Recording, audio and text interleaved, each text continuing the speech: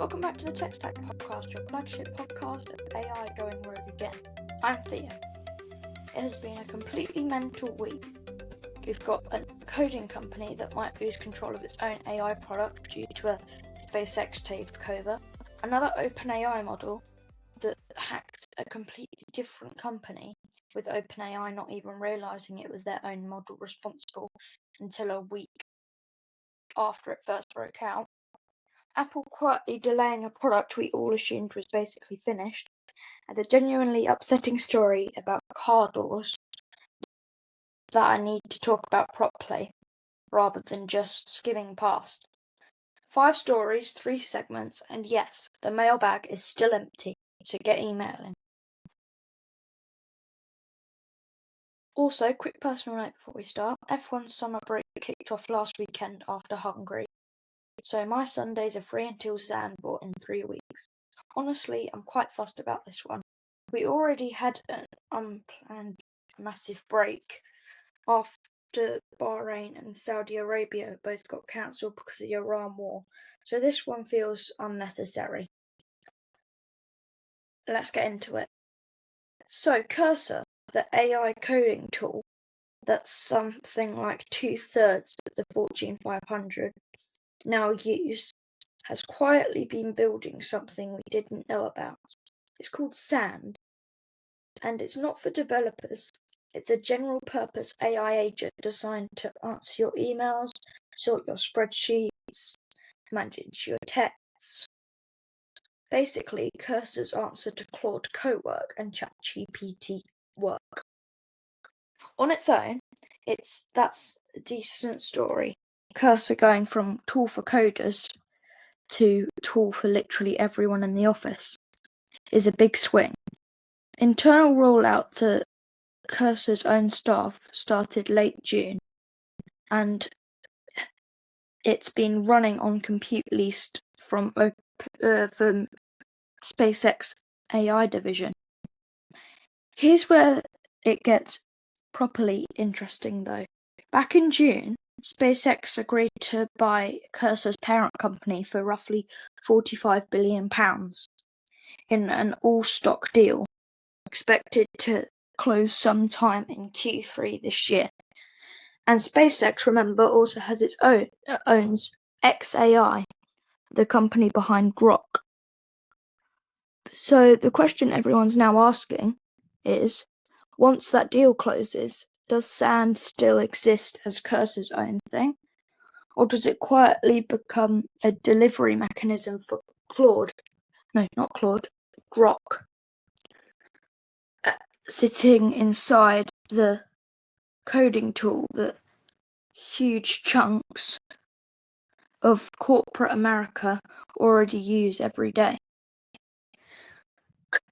Cursor's CEO has said, neutrally, remains central to the product.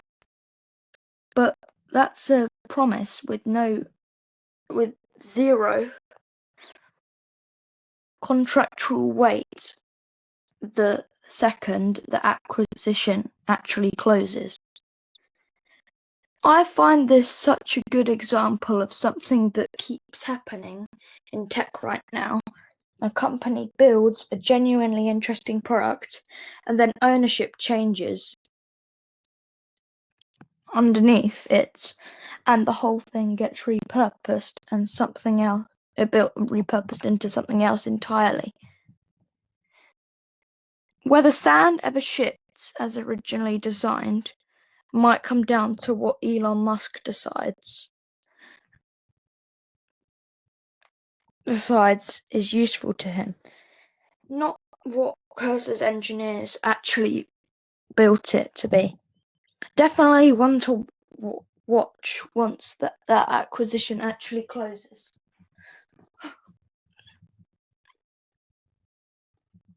Right, callback time. If you remember from episode 3, I talked about an OpenAI model escaping its sandbox, where we know a lot more about what actually happened, and it's wild. Here's the actual timeline. Around the 9th of July, an experimental OpenAI model a mix of GPT 5.6 Sol and an even more capable unreleased model, was being tested internally on a cybersecurity benchmark. It found an unknown bug in a piece of proxy software, used it to reach the open internet, and then reasoned on its own that Hugging Face, the company that hosts thousands of open-source AI models and datasets, probably had the information it needed to solve the test it was being given. So it broke into Hugging Face's production servers, properly broke in. Hugging Face later said there were over 17,000 separate attacker actions during the intrusion, accessing internal datasets and service credentials. The attack itself ran from the 11th to 13th of July. Hugging Face spotted it, contained it, and because they didn't know yet it was OpenAI's model responsible, contacted the FBI. They then publicly disclosed the breach on the 16th, describing it as being carried out by an autonomous AI agent system. Here's the bit that genuinely stopped me. OpenAI didn't realize their own model was behind it until they read Hugging Face's public blog post. That's a week after the model first broke out of its sandbox, and it was only on the 20th that the two companies actually spoke to each other about it. OpenAI didn't go public until the 21st about this. To put that into perspective, security researchers reckon this kind of multi-step, sophisticated intrusion would take a skilled human hacker weeks. AI did it in hours. Illumio's CEO put it bluntly, organizations no longer have time to detect, investigate, and respond before the damage is done. And the genuinely unsettling detail, in earlier internal tests before this specific incident, researchers found cases where the model had left notes seemingly intended for future versions of itself, including pointers on how future agents could escape OpenAI's internal safety constraints. There was also cases where the model had managed to disconnect its own monitoring systems. OpenAI is calling this an unprecedented cyber incident and says it's tightening containment, monitoring, and access controls during model development. Fine, but experts are now warning that easy to jailbreak open source models, especially ones coming out of China, would be capable of the same thing within months, not years. Once that capability is out in the wild and not locked behind a Frontier Labs safety testing, this stops being a one-off story and starts being a genuinely ongoing threat. Genuinely one of the most important tech stories of the year so far, and it barely made a dent outside tech media. Keep an eye on this one, because I don't think it's going away. Right, lighter. Well, sort of, after that. Bloomberg's Mark Gurman is reporting that Apple has pushed back its long-rumoured smart glasses. Originally, that we were expecting an announcement by the end of this year and a launch in early 2027. Now it's looking like a reveal at WWDC in June 2027, with an actual release date at the end of that year. And the reason is basically privacy. Gurman's saying the teams working on this internally codenamed N50, see privacy as priority number one, and Apple spending extra time working out how to avoid becoming the next Meta Ray-Ban glasses issue. Because that's really what's driving this. Meta Ray-Ban glasses have sold over 7 million pairs and have completely dominated this category. But they've also become a genuine privacy flashpoint. There's reportedly an entire underground market now for accessories designed to disguise or disable the little recording lights on Meta glasses. People are getting filmed in public without knowing it. And Meta's already facing a class action lawsuit over this exactly. You know it's serious where, for example, where I live, it's on the local news where people have these Meta glasses and then cover up the recording light and then record people for like TikTok or Instagram without their consent. Apple, understandably, does not want to walk into that same mess with its own product. Reports suggest that they're considering a version with no camera at all, or one the camera can feed visual information to Siri AI for things like object recognition and navigation, but genuinely can't record photos or videos. They're also looking at borrowing tricks from the Vision Pro, like a front-facing display that flashes or blinks, so people around the wearer know when something's being recorded, not just the wearer themselves. I actually think this is Apple doing the sensible thing here, even if it means being late to smart glasses by Silicon Valley standards. Being second and getting the trust question right feels like a much better position than being first and spending the next 3 years fighting lawsuits and bad press. We'll circle back to how this compares to what Samsung and Google just showed off at Galaxy Unpacked last week in the Rumour Round-up after this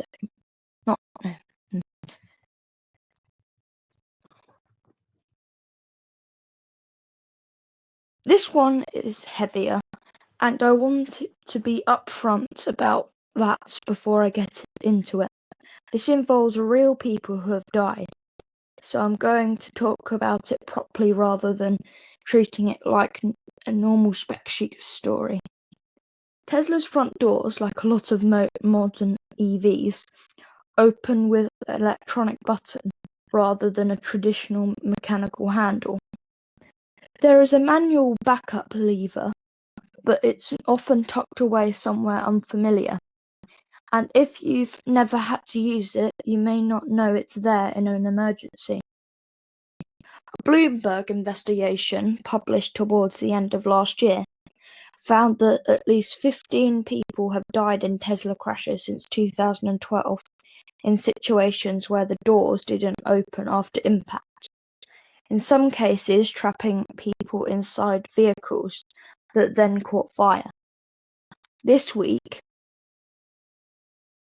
that investigation pushed America's road safety regulator, the NHTSA, to formally start considering a new rule that would require what they're calling a robust and obvious door egress system in all new cars, not just Teslas. Interestingly, the regulator actually denied a specific request to open a formal defect investigation into one particular Tesla model, saying this is better handled through broader rulemaking that would apply across the whole industry rather than singling out one manufacturer. There's also a bill in Congress that would require manual door releases as standard, plus clear ways for first responders to get into a car if the power's gone.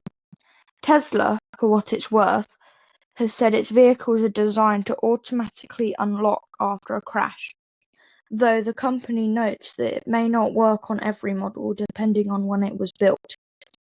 They're also reportedly working on a new door handle design that combines mechanical and electronic release into a single mechanism, which would remove the "which one do I use" problem entirely. Look, electronic door handles aren't unique to Teslas. There's something like 70 models on sale today that use them, but Tesla accounts for the largest share of complaints. And when the thing at stake is whether someone can get out of a burning car, we're working on it. Doesn't feel like a great place to be as a company. Genuinely hope this leads to a real standard, not just a headline. Right, let's move to something a bit lighter, because I don't want to leave you on that note. Right, one I've been tracking since episode 1. When I first mentioned this whole Ramageddon idea, it's no longer a theory, it's now a line item for your next phone's price tag. Google's VP of Devices and Services, Shakil Barkat, has confirmed the entire Pixel lineup, including the upcoming Pixel 11, is going up in price because of memory costs. And the numbers are genuinely mad. The cost of a single gigabyte of RAM has gone up from £2.10 in 2025 to £9 now. That's roughly a sixfold increase in a year.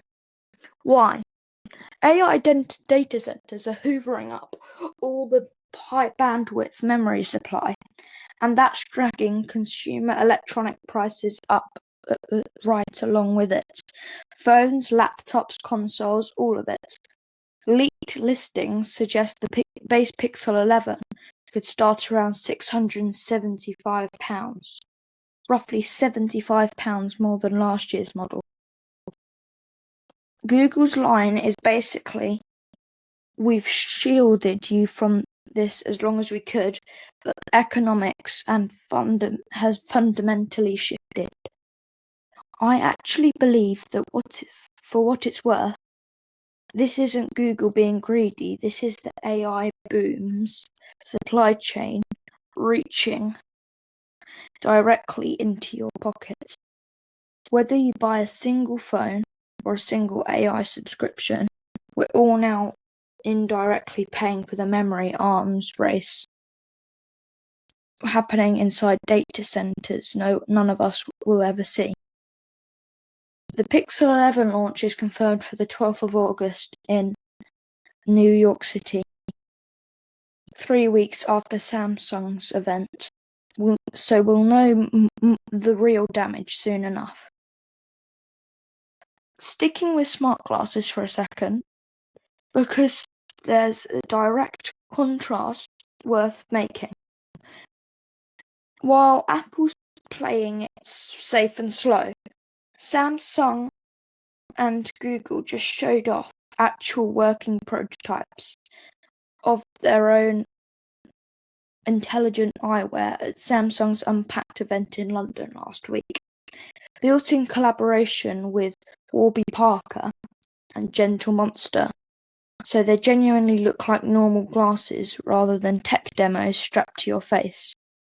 They're audio-based, tied into Gemini, and can be controlled hands-free using a Samsung Galaxy Watch. No price yet, but they're expected this autumn. My personal theory here: Samsung and Google are deliberately racing to the market, while Apple sits back and watches everyone else take the privacy hits first. If it works, Apple swoops in during 2027 with the trustworthy version, once the category's already normalized. Classic Apple playbook, and after we just talked about the doors and the AI hack this week, I can't really blame them for being cautious. And a quick note to add, whilst I was watching the Samsung Unpacked event last week, on the little video they played of the new glasses, I saw in the inside stem that there was a physical switch. So maybe that might kind of sort a problem with, like, people saying don't record me, because you could physically switch off the camera. Stephen Robles has a theory about this before the Samsung glasses. Like, he was like, I was out in the shop whilst I was testing the Meta glasses and I had to go to the toilet. And like, some people can't take their glasses off to go to the toilet because, all that is going to some like data center type thing where people are watching. Because there was this story a few months ago about people watching through your Meta glasses. So that's a quick thing to note. I'll note Stephen Robles' Meta glasses review in the show notes. Second rumour. OpenAI's own mystery hardware. You remember Johnny Ive, the guy behind the original iPhone, sold his startup I.O. to OpenAI last year, and the two of them have been quietly working on some kind of screenless AI device ever since, codenamed Sweetpea, reportedly the size of an iPod Shuffle. No screen at all, just voice and ambient AI. We were told second half of 2026. Well, we're deep into that window now, and there's still no sign of it. And here's the twist. This is the same device that's caught up in Apple's ongoing lawsuit against OpenAI, the one accusing them of poaching hardware engineers and stealing trade secrets. So you've got Apple simultaneously suing OpenAI over this thing and taking its time on smart glasses, while OpenAI's device keeps quietly slipping. My honest read, I don't think we're going to see this thing this year at all. Feels like exactly the kind of ambitious hardware promise that turns into a 2027 launch once the lawsuit and actual engineering catch up with the hype. Quick hits. NVIDIA launched the Open Secure AI Alliance on the 27th of July, a coalition of over 30 companies, including Microsoft, IBM, SpaceX, Adobe, and Cloudflare, aimed at sharing open-source AI tools. Notably, OpenAI and Anthropic aren't founding members, which, given this week's other story, is a interesting storyline. Sony has confirmed physical disc production for all PlayStation releases will end in January 2028, continuing the industry's slow march toward an entirely digital future. And Apple has reportedly hit around $5 trillion in market value for the first time. I'm mentioning this briefly because this is a genuine milestone, even though we're keeping the deep financial stuff off the show.